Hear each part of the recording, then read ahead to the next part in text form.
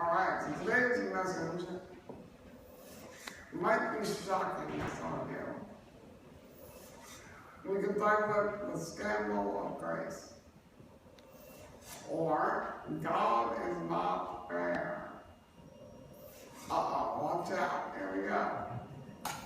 Alright, so I want to start by picking on King David. I love picking on David, I don't know why. Well, according to our tradition, and the Jewish tradition, and the Muslim tradition, David is a holy man, the anointed of God. That sounds very nice, but then we look at the life of David. And David is famous also for some pretty wild sins. In fact, he breaks every one of the 10 Commandments. So, wait a minute. Why do we like this guy? He commits adultery, he murders, he steals, he lies, he cheats. Now, he does ask forgiveness later on. But, come on, look what he's done. Enough of this guy. And yet, the church holds him up as a figure we should learn from. What? This brings to mind the motto of Pope Francis, actually. He says that every Christian is miserando acque elegendo, which in Latin means forgiven and chosen, both loved by God, but also forgiven. In other words, a sinner, but also a saint. Forgiven, but also elected. Now, in the letter of St. John, first letter, he says, if we say that we are without sin, we are deceiving ourselves. Okay, so we all fall short. We all sin. And so what do? Should we beat ourselves up over this? We just need a dry harbor, maybe. But then, let's look at what Jesus says. So you know the 10 Commandments, right? And they're not multiple choice, right? Okay, so along comes Jesus. We know the 10 Commandments, we know what we should do. But then Jesus says, it's not enough just to not kill someone, just to not steal. If you want to do that, if you're angry, if you're jealous, guess what? You broke the commandment. Wow, so you make it harder. And then it takes a step further. He who breaks the least commandment, Jesus says, is guilty of breaking all. Jesus, you've gone too far this time. And now, in the Old Testament, what happens to you when you break the commandments? It's not good. It begins with a D and ends with an F. Death. So we're all on death row, that means. We're all at work. We've all fallen short. Now we're in trouble. What are we going to do? What hope is left for us? And this is where God comes into the equation. Yes, it's a sermon. I'm going to talk about God. So God comes in. What does God do? Jesus comes to us. Now, the French philosopher Jean-Paul Sartre, not known for faith, had this to say: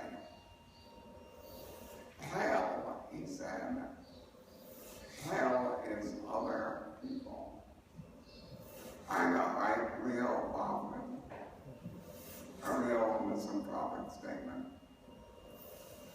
But I think what it means is that life with others is hard. Think about all that goes on between people. Anger, jealousy, heartbreak. Living in the world is hard. Now, what makes it so hard? I think a lot of this comes from the fact that we are all sinners. I mean, Jesus knew when he went out to preach that one day, being righteous would get him killed. Think about all the martyrs. Think about Martin Luther King. Think about Gandhi. They came to a bad end because they spoke up for what was right. In other words, the righteousness problem faced persecution because we like darkness more than light. We all fall short. We all choose wrong. We make mistakes. Now, the Apostles' Creed says Jesus descended into hell.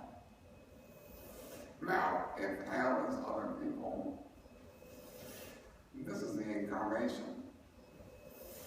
Jesus comes to us. Our own personal hells, our darkness, and brings light.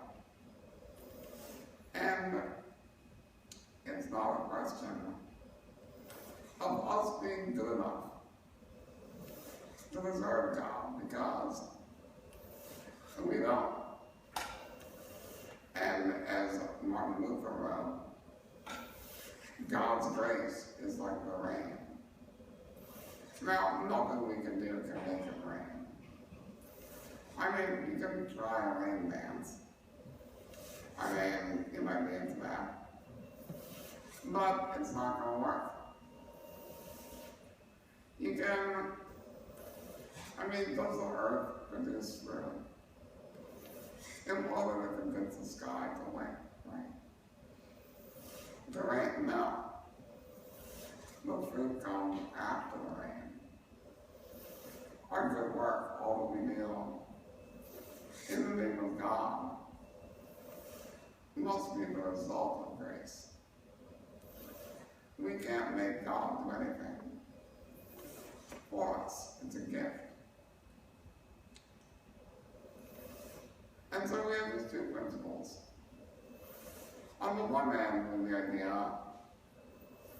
of the law, of right and wrong. Now think back to the Garden of Eden. What did Adam and Eve desire? What did the serpent tell them they'd get? The knowledge of good and evil. They wanted to make judgments. They wanted to say what was right and wrong. And so they ate the fruit. And we get the first blame game in history. Adam says, look, God, cut me some slack, Jack. This woman you gave me, are you kidding me right now? She's the worst. And what does the woman say? Well, she probably said, this man, no, she blamed the serpent. I was tricked by one of your creatures. So, way to go, God. So we got this mess. How is other people now? Whereas earlier, our leader lived in freedom. And love, there was no law. And yet they pleased God. And so now here we are, where we love making judgments. And we want a rule book. And yet God says, forget the rule book. I'd like to give us an example. How many of you own a great coffee maker? Anyone? I'm not that many. I have maybe you've heard that on baking syndrome. They're fantastic. And so you want to get one. So it arrives, and it's early in the morning, and man, you want a cup of coffee. But the first thing you find is a 300-page manual. Now, oh man, it's really complicated. This is not what I'm looking for. Now you have a choice. Well, you can read the manual and know exactly what you're doing. And you won't make a mistake. And you won't feel like a fool. Or you can just try it out. See what happens. I mean, there's only like 5 buttons on the thing. I mean, sooner or later you get it right? Alright, so let's say, no. You're a serious person, and you do things by the book. So you read the book. Now, 3 hours later, you can get your PhD. So you got this down. But, guess what? You haven't got a sip of coffee. Not a drop. And you can probably see where I'm going with this. Yes, I'm comparing God to Corinth. And think about it. Now, the Pharisees, they knew all the rules. They can tell you what's right, what's wrong. And, you know, we can read the catechism. We can read Thomas Aquinas. We can study it right and wrong. Read Aristotle, I don't care. You can be an expert and yet not know anything about God or love and not have any experience of that divine coffee that is grace. You can miss the boat. And so let's look at our gospel for today. Let's set the scene. And Jesus is invited to the house of a Pharisee. Now, we know the Pharisees were very skeptical about Jesus. They thought he was a bit of a troublemaker, way too liberal, first of all. And they're looking for him to make a mistake. Well, in walks this woman of the most ill refuge. And she's crying. And, you know, she's all over Jesus. Now the Pharisees are offended. God doesn't like this woman. So a man of God, if that's what Jesus is, should not have anything to do with him. Because we know the rules. know our sins. And that's that. Now, you know, and in our second reading today, St. Paul said, if righteousness comes by the law, then Christ died in vain. Whoa. Now, what he means by that is that we can't make it by trying to follow the rules. The answer is a new life. A heart transplant, if you will. To follow God's love. And if you do that, you won't sin. I mean, and if you do, that's only because you're not fully transformed yet. And in this life, we won't be. But when we begin with love, and not with law. Because the one who knows that he or she has been forgiven much will love much. But if we think that, we're pretty good, and we don't need that much grace, we won't love. So the answer, in the end, as far as we can tell with our limited understanding, is that we need to be grateful that God has done the work. And all we have to do is live into that. Seek God, seek Christ. And righteousness will come as a gift from God.